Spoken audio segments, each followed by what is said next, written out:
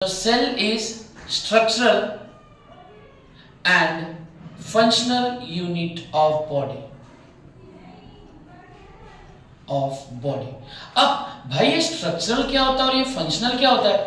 Structure वो होता है जो आकार देता है। जैसे कि हम घर बनाते हैं तो घर में ईंटों से क्या बनता है? ईंटों से हम क्या करते हैं? स्ट्रक्चर फॉर्म करते हैं जिससे कि बिल्डिंग बनती है, दीवारें बनती है, राइट। एंड फंक्शन क्या करता है? उसके द्वारा जो काम होता है, जैसे कि डाइजेस्टिव सेल्स द्वारा जो काम होगा वो डाइजेशन में होगा, रेस्पिरेटिव सेल द्वारा हो जाएगा रेस्पिरेशन में होगा, जिससे एनर्जी बनेगी। इसी को हम कहते हैं सेल, ठीक है। इस सेल की खोज की है रॉबर्ट हुक ने, ठीक है।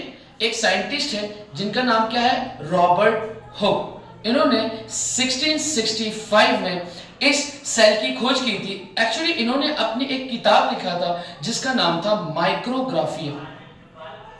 इस माइक्रोग्राफिया में इन्होंने सबसे पहली बार एक शब्द का इस्तेमाल किया था जिसका नाम है सेल्यूस। सेल्यूस का मतलब होता है खाली डब्बा, एम्प्टी बॉक्स, राइट। तो एम्प्टी डब्बे से, इसी शब्द से एक नया स्ट्रक्चर बना, नया शब्द बना जिसको उन्होंने क्या नाम दिया? सेल नाम दिया, राइट। अब हमने देख लिया सेल की खोज किसने की? रॉबर्ट हुक ने। और उन्होंने एक नया शब्द दिया जिसका नाम था सेल्यूस। उन्होंने अपनी किताब लिखी थी जिसका नाम था माइक्रोग्राफी। अब आगे देखते हैं, अब उन्होंने क्या किया, कैसे एक्सपेरिमेंट किया, मैं आपको बताता हूं। आपको एनसीईआरटी बुक्स में ये दिखेगा, उन्होंने एक कॉर्क यानी लकड़ी की छाल जिसको बोलते हैं, कॉर्क के टुकड़े को लिया और जब माइक्रोस्कोप से ऑब्जर्व किया तो उनको ये कुछ ऐसा इस टाइप का दिखा और इसी को उन्होंने क्या नाम दिया? सेल नाम दिया। और इस स्ट्रक्चर को नाम दिया हनीकॉम्ब लाइक स्ट्रक्चर। हनीकॉम्ब का मतलब होता है मधुमक्खी का छत्ते जैसा दिखने वाला स्ट्रक्चर। तो यहां से सेल की खोज हुई, ठीक है। अभी ये डेड सेल की खोज हुई है। अगर आपसे ये बात किया जाए कि भाई लिविंग सेल की खोज किसने की, तो लिविंग सेल की जो खोज की है उन साइंटिस्ट का नाम है एंटोइन वैन लीeuwenhoek, राइट। इन्होंने लिवन यानी लिविंग सेल की खोज की है, राइट। अब इन्होंने लिविंग सेल में भी किसकी खोज की है? तो बैक्टीरिया की खोज की है, ठीक है। इसलिए इनको एक चीज और कहा जाता है, क्या? Father of microbiology. किसको कहा जाता है? एंटोनियो वैन लीeuwenhoek को। अब हम देखने जा रहे हैं स्मॉलेस्ट सेल, एंड ये देखेंगे हम क्या? बैक्टीरियाज में, और हमारे बॉडी में भी देखेंगे। अगर मैं बात करूं स्मॉलेस्ट सेल को बोलते हैं माइकोप्लाज्मा। माइकोप्लाज्मा सबसे स्मॉलेस्ट सेल पाया जाता है, या फिर इसी को पीपीएलओ भी कहते हैं, ठीक है। अब मैं बात करता हूं लार्जेस्ट सेल। तो लार्जेस्ट सेल क्या होगा? ऑस्ट्रिच का एग, शुतुरमुर्ग का अंडा, राइट। अगर मैं बात करूं स्मॉलेस्ट सेल किसमें? ह्यूमंस में। तो ह्यूमंस में क्या आएगा? स्पर्म, या फिर ब्लड सेल को भी कह सकते हैं। ब्लड सेल भी स्मॉलेस्ट सेल में आता है। अगर हम ये बात करें लार्जेस्ट सेल, तो हमारा क्या होगा? न्यूरॉन्स, या जिसको हम नर्वस सिस्टम भी बोलते हैं, राइट, या इसी को नर्व सेल्स भी बोलते हैं। अगर आपसे ये पूछेगा कि इसकी कितनी लंबाई होती है, तो इसकी लंबाई लगभग 2 मीटर। अगर मैं फीट की बात करूं तो लगभग 6.5 फीट के लगभग होता है। तो अब हम देखते हैं, हमने देख तो लिया भाई लिविंग सेल और डेड सेल की खोज किसने की। अब हम देखते हैं इसकी स्टडी को और इससे क्या बनता है। अगर मैं बात करूं कि स्टडी ऑफ सेल, ठीक है, तो study of cell is called as cytology, right. क्या कहते हैं? साइटोलॉजी। अब इस साइटोलॉजी में शब्द में इसका आंसर छुपा हुआ है। साइटो का मतलब होता है साइटस यानी सेल, एंड लॉजी का मतलब क्या होता है? स्टडी। अगर मैं बात करूं बोन की, तो बोन की स्टडी को हम क्या बोलेंगे? ऑर्थोलॉजी।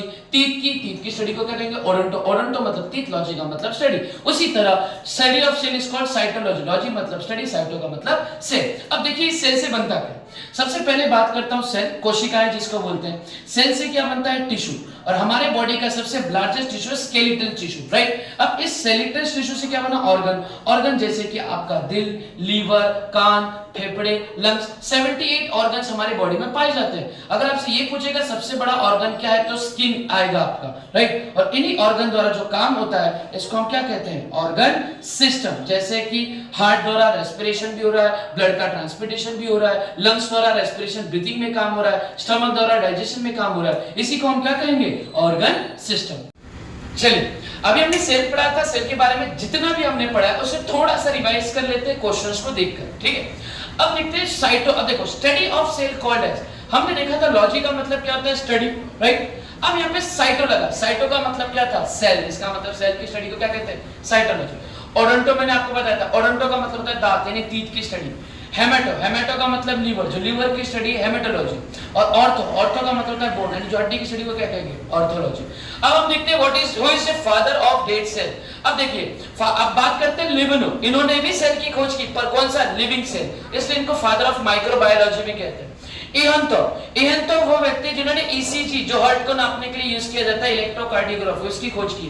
रेने लाइनेन, आपने देखा होगा स्टेथोस्कोप जो डॉक्टर आला यूज करता है, उसके फॉर्मेट, उसका फाउंडर यही है, कौन है, रेने लाइनेन, स्टेथोस्कोप की खोज की इन्होंने।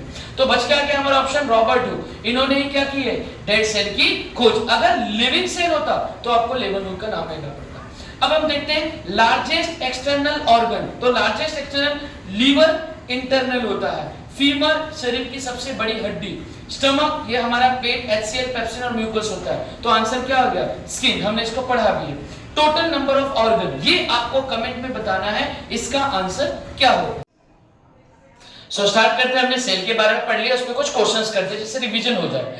स्टडी ऑफ सेल, सेल की स्टडी, लॉजी को बोलते हैं स्टडी, सेल की स्टडी को क्या बोलते हैं, साइटो, साइटो मतलब सेल, लॉजी मतलब स्टडी, ओडोंटोलॉजी बोलते हैं टीथ की स्टडी को, ठीक है। फादर ऑफ डेड सेल, अब देखिए लैंडस्टीनर, इन्होंने ब्लड ग्रुप की खोज की है, तो ये लैंडस्टीनर नहीं आएंगे, कौन आएगा, रॉबर्ट हुक, 1665 में की थी, बताया भी था मैंने आपको।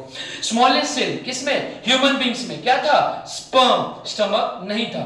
Largest cell in human beings, तो देखिए क्या आएगा, nerve cells. Ostrich, largest cell किसका था, बैक्टीरिया का, बट हमारा क्या होगा ह्यूमन बींग्स में, नर्व सेल्स का। चलिए अभी तक तो हमने सेल को समझ लिया, डिस्कवरी को देख लिया, अब इसके कुछ टाइप्स को देखते हैं। ये दो टाइप्स के होते हैं, एक होता है यूनिसेलुलर एंड एक सेल होता है मल्टीसेलुलर।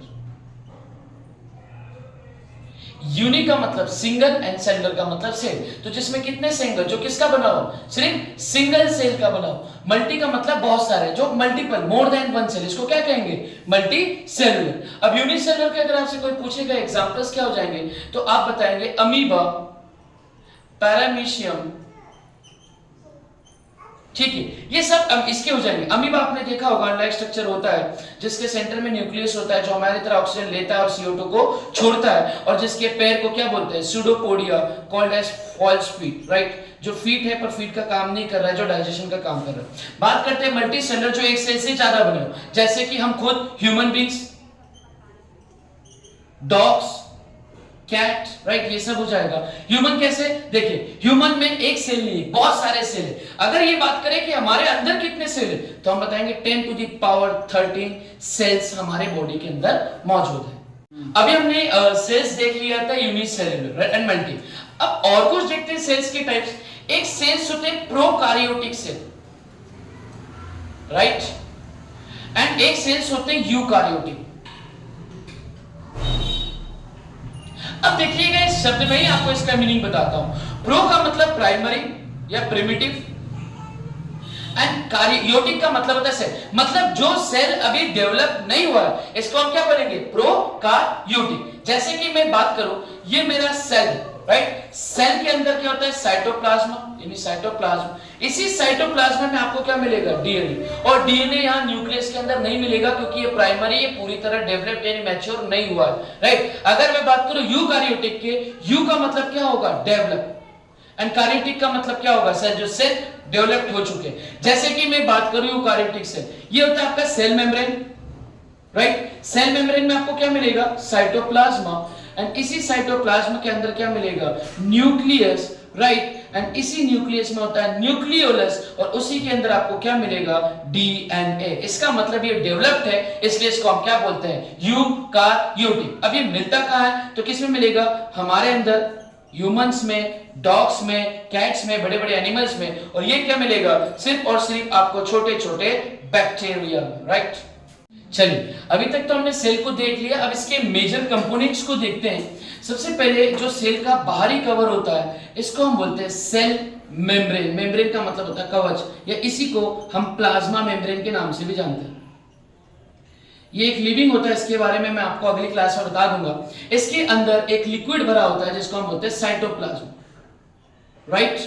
अब इसी साइटोप्लाज्म के अंदर आपको मिलेगा न्यूक्लियस, जो केंद्रक होता है, जो पूरे सेल्स को कंट्रोल करता है। और इसी न्यूक्लियस के अंदर आपको क्या मिलेगा, न्यूक्लियोलस, राइट। और इसी न्यूक्लियस के अंदर आपको डीएनए और आरएनए ये सब सारी चीजें मिलेंगी।